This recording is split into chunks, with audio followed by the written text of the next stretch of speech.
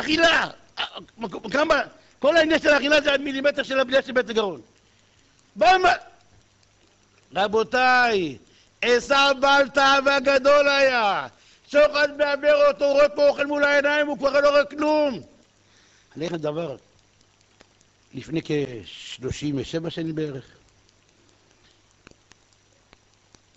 למדתי בירושלים בישיבה. דוד שלי התחתן. היה חילוני, היו כל הדודים שלי חרדים, כולם חזרו בתשובה.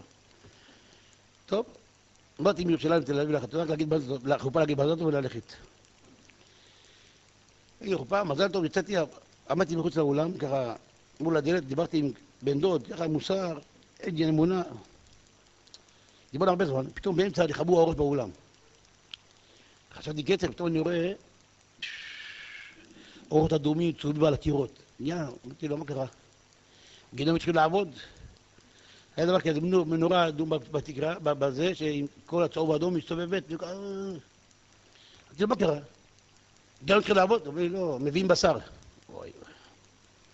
אני רואה מלאכי חבלה בלבן, מגשים, תעצים אני אומר לכם, ברור, עם הבשר, עם המגשים, עושים מעגל באמצע האולם, מסתובבים עם המגש ביד, כולם, צו 8 עם הקלשון, מסתכלים על הבשר, וואי וואי, מתי זה יגיע אליי? וואי, איזה צו 8, איזה כוננות. ואני רואה כמו ילדים קטנים, תביא לי ארטיק, תביא לי שוקולד, ילדים גיל 40-50, איי, עוד מה מגיע פה השוקיים. כשמגיע מלצר, ישר תח כמה לירות, אתה שלי. איי. מסתובבים, נו. פעם זה היה ככה, אחר כך השתכללו, שמו זיקוקים בתוך העופות, אתם יודעים, זיקוקים. הנה! צוחקים מאיתנו! עושים מאיתנו צחוק!